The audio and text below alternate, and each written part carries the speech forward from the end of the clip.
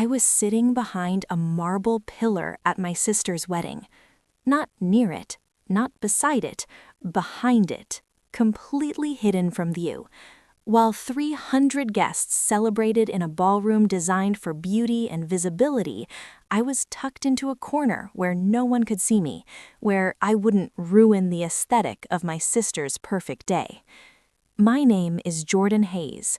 I'm a pastry chef, and this is the story of how being hidden behind a pillar at my sister's wedding led to the best opportunity of my career and the complete destruction of the relationship my family thought they could take for granted. But to understand why that pillar placement was the final straw, you need to understand 28 years of being the family disappointment. My sister, Vanessa, was born perfect, literally. Perfect blonde hair, perfect grades, perfect social skills. She was the child my parents showed off at parties, the one they bragged about to neighbors, the one whose achievements were framed and hung on walls. I was born 3 years later, not perfect, quiet, creative, more interested in baking than business school. I was the child my parents apologized for at parties, the one whose choices they explained away to neighbors, the one whose achievements were never quite good enough to celebrate. Vanessa went to Harvard Business School. I went to culinary school. Vanessa got a job at a Fortune 500 company. I became a pastry chef at a small but respected restaurant. Vanessa married Preston Whitmore, heir to a real estate empire. I was single and, according to my mother, focused on the wrong things. "When are you going to get a real career?" my father would ask at family dinners. "When are you going to meet someone successful?" my mother would add, looking pointedly at Vanessa and Preston's engagement announcement in the society pages. My work didn't matter to them. The fact that I'd trained under a James Beard award-winning chef, that I'd created wedding cakes for celebrities, that I'd been featured in culinary magazines, none of it registered as success in their eyes. Because I wasn't in corporate America, because I worked with my hands, because I chose passion over prestige. So when Vanessa got engaged and started planning her wedding, I knew my role. I'd be invited because excluding me would look bad, but I wouldn't be important. I wouldn't be valued. I'd just be there. What I didn't expect was being hidden. The wedding was at the grand ballroom of the Whitmore Hotel, one of Preston's family properties. It was stunning. Crystal chandeliers, floor-to-ceiling windows, marble everything. The ceremony was flawless. Vanessa looked beautiful. Preston looked proud. My parents cried happy tears in the front row. I sat in the back. That was fine. Expected even. But at the reception, when the coordinator was seating people for dinner, my mother pulled me aside. "Jordan, honey, we need you to sit at table 47. "Where's that?" It's behind the pillar. I know it's not ideal, but Vanessa really wanted the seating to look perfect for photos, and having you at a visible table would be distracting." I stared at her. Distracting? You know what I mean. You're not dressed as formally as everyone else. I'm wearing a suit. A suit from a department store. Everyone else is in designer wear. And you're alone, which throws off the couple seating arrangement. It's just easier if you sit somewhere less visible, just for photos. You understand, right? I should have left right then. Should have walked out and never looked back. But some part of me, some stupid, hopeful part, thought maybe if I was accommodating enough, understanding enough, invisible enough, they'd finally appreciate me. So I said okay. Table 47 was behind a massive marble pillar in the corner of the ballroom. From where I sat, I could barely see the head table. I definitely couldn't see the dance floor or the dessert display. I was completely cut off from the celebration, tucked away like an embarrassing secret. The table was empty except for me. They hadn't even seated anyone else there. It was just a place to hide me. I sat there alone, watching shadows move on the wall, listening to laughter and music I couldn't see, and feeling more invisible than I'd ever felt in my life. That's when someone sat down next to me.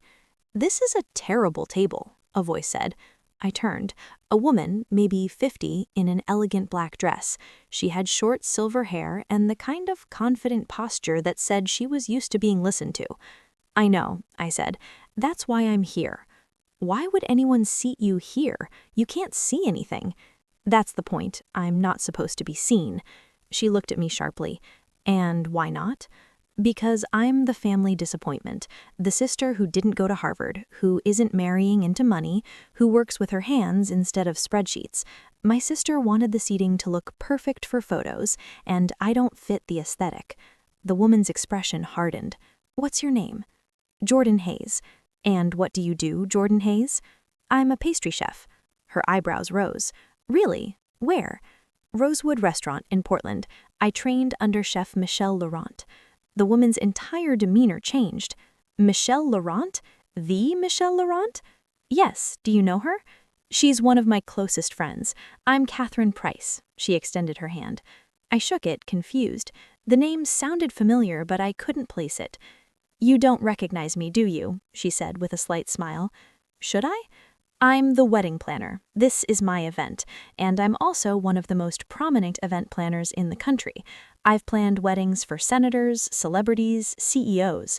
This," she gestured around the ballroom, "is one of my signature events." My stomach dropped. "Oh, and you're telling me that the bride hid her own sister behind a pillar because you don't fit her aesthetic?" Yes. Catherine's expression was ice. "That's the most insulting thing I've heard in 20 years of wedding planning, and I've heard some appalling things. It's fine, I'm used to it." "It's not fine, and you shouldn't be used to it." She pulled out her phone. "Jordan Hayes, Rosewood Restaurant. Let me look you up." She typed quickly, her face growing more interested as she read. "You created the dessert menu for the Mayor's Gala last year. You've been featured in Portland Monthly. You made a gravity-defying wedding cake that went viral. Jordan, you're incredibly talented, and your family hid you behind a pillar?" "I don't really value what I do." "Then they're fools." Catherine looked toward the head table where Vanessa and Preston sat. "Tell me something. Did your sister ask you to make anything for this wedding?" "No, she hired someone else for the cake and desserts." "Who?" "Bella's Bakery." Catherine's expression darkened. "Oh no." "What?" "Bella's Bakery is not great. They're trendy, expensive, but their structural integrity is questionable. I've had 3 cakes from them collapse at events." She checked her phone, and according to the timeline, the cake is being brought out in 30 minutes. I felt a little thrill of anticipation. "You think it might collapse?"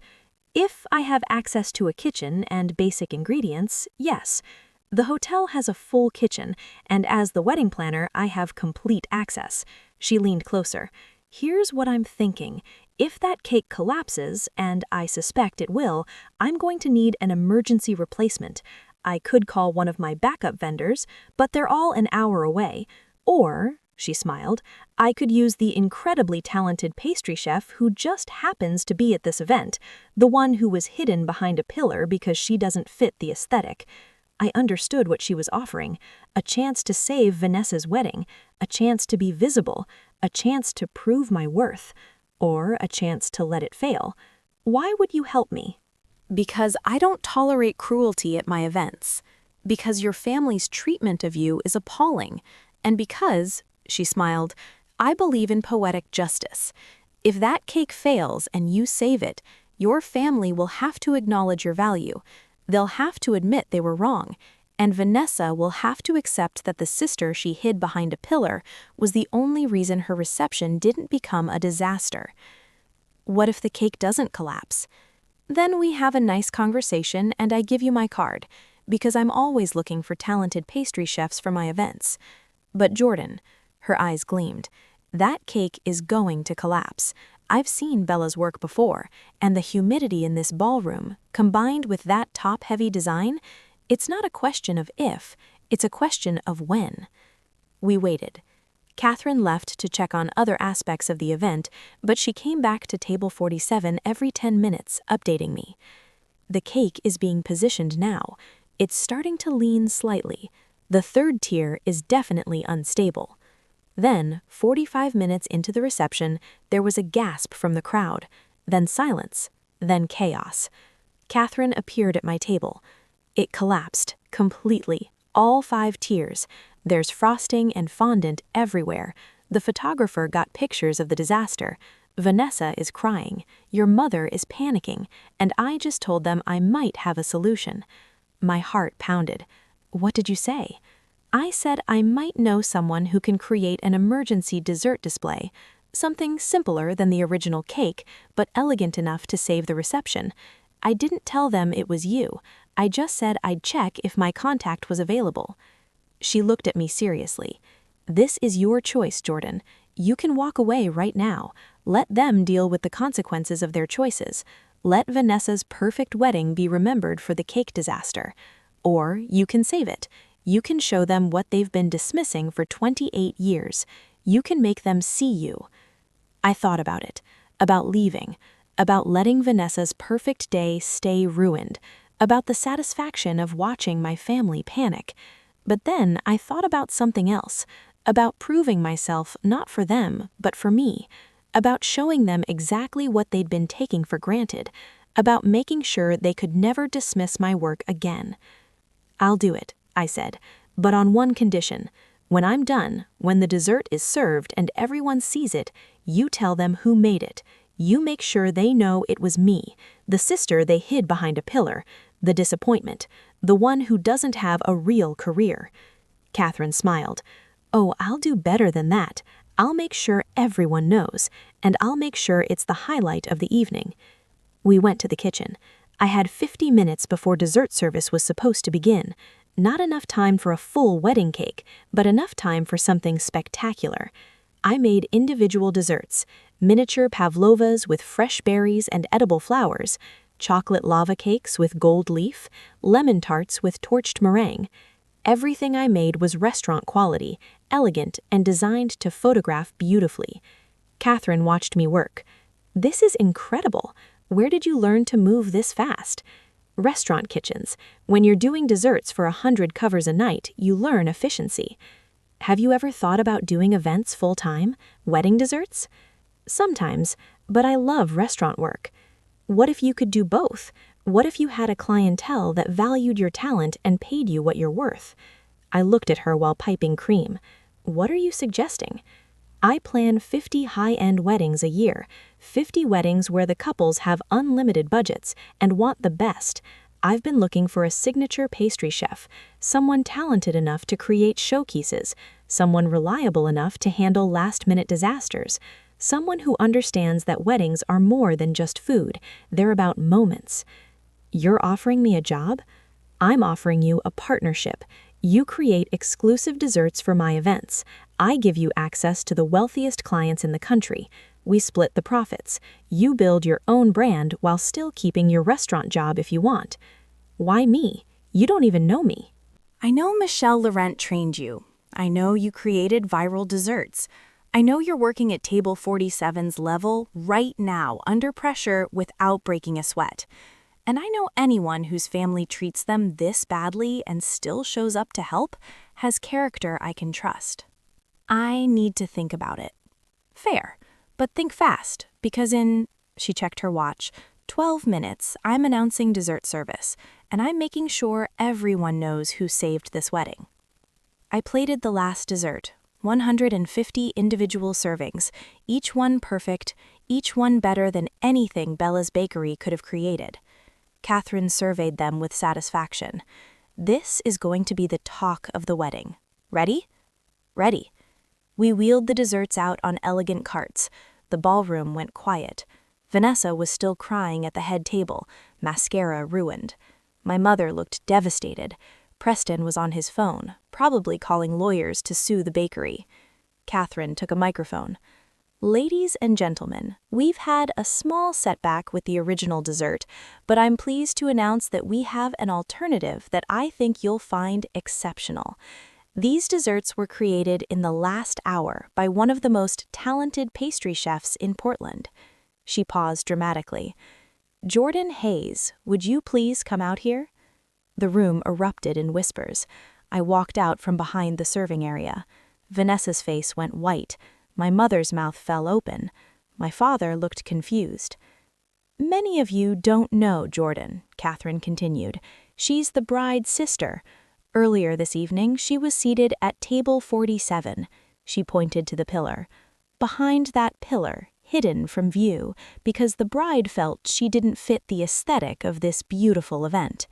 The crowd murmured uncomfortably. But when our original dessert failed, Jordan stepped in. She created these spectacular desserts in 50 minutes, 150 individual servings, each one a work of art. And she did it because she loves her sister enough to save this wedding, even after being treated like she didn't belong here. Catherine turned to me. "Jordan, would you like to say anything?" I looked at my family, at Vanessa's ruined makeup and mortified expression, at my parents' shock, at the 300 guests who now knew I'd been hidden behind a pillar. "I don't need to say anything," I said quietly. "The desserts speak for themselves. Enjoy." The serving began. Guests took the desserts, and the reaction was immediate. Audible appreciation, compliments, people taking photos.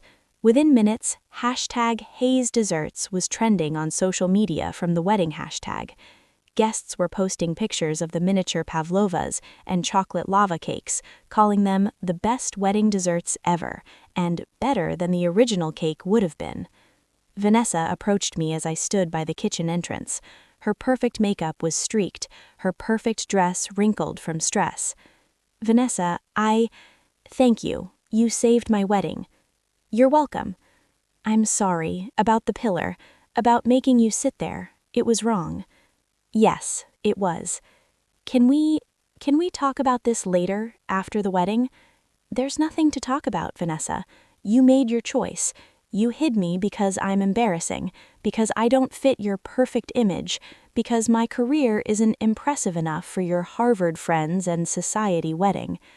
"That's not—" "It is. And that's fine. You get to decide what matters to you, but I get to decide what I accept, and I don't accept being hidden anymore." I walked away. My parents tried to stop me at the exit. My mother was crying.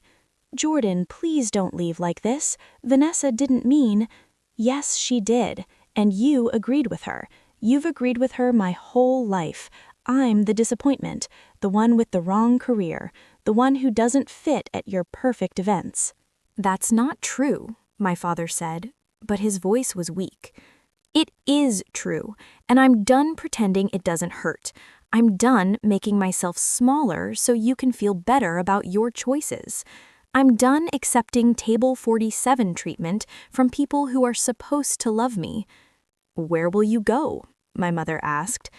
"Somewhere I'm valued, somewhere my work matters, somewhere I don't have to hide behind pillars." I left the Whitmore Hotel that night and didn't look back. Catherine called me the next morning. "The wedding photos are everywhere. Your desserts are trending. 3 clients have already called asking for your information, and Vanessa's wedding is being talked about online, not for the cake disaster, but for the incredible sister who saved it despite being hidden behind a pillar." "That's good, I guess." "It's more than good. It's the launch of your career. Jordan, you went viral. Everyone wants to know who you are, where you work, whether you take private clients." "What should I tell them?" "That depends. Have you thought about my offer?" I had, all night. "Yes, I want to do it. The partnership." "Excellent. I'll have my lawyer draw up contracts. Welcome to Price Events, Jordan. You're going to be very busy." She wasn't wrong. Within a week, I had 10 wedding inquiries. Within a month, I'd quit my restaurant job to focus on high-end event desserts full-time. Within 6 months, I was the most requested pastry chef in Catherine's network. My desserts became my signature, each one unique, artistic, delicious. Couples paid premium prices for Haze Desserts by Design. I was featured in wedding magazines, food blogs, social media influencers. And my family? They tried to reconnect, tried to apologize, tried to claim they'd always supported me. But I kept my distance. I was polite at holidays, cordial at family events, but I never let them forget the pillar. Never let them pretend they'd valued me when I was struggling. Never let them rewrite history to make themselves look better. Vanessa tried the hardest. She'd call, text, send apologies. I was wrong. I was cruel. I'm sorry. I appreciated the apologies, but I didn't return to the relationship we'd had, because that relationship was based on me accepting less, on me being grateful for scraps of attention, on me forgiving over and over while nothing changed. I built a new life, one where I wasn't hidden, one where my work was celebrated, one where I set the terms of my own value. I'm Jordan Hayes. I'm a pastry chef. My sister made me sit behind a pillar at her wedding because I didn't fit her aesthetic. Then her cake collapsed and I saved her reception with desserts I created in 50 minutes. Those desserts went viral. They launched my career. They showed my family exactly what they'd been dismissing for 28 years. And I never had to hide behind a pillar again. If you've ever been made to feel less than, hear this. Your value isn't determined by people who can't see it. Sometimes the best thing you can do is stop trying to prove yourself to people who've already decided you're not enough. Build something beautiful anyway. Show up for yourself even when others won't. And when opportunity knocks, even if it's during your worst moment, answer it. That pillar was supposed to hide me. Instead, it became the place where I was finally seen, by the right person at the right time, and everything changed. My sister wanted a perfect wedding without me visible in it.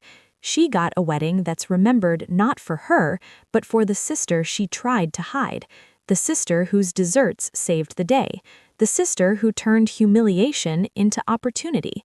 Behind that pillar, I was invisible, but I didn't stay there. I walked out, created something beautiful, and never looked back. And that's the best revenge of all.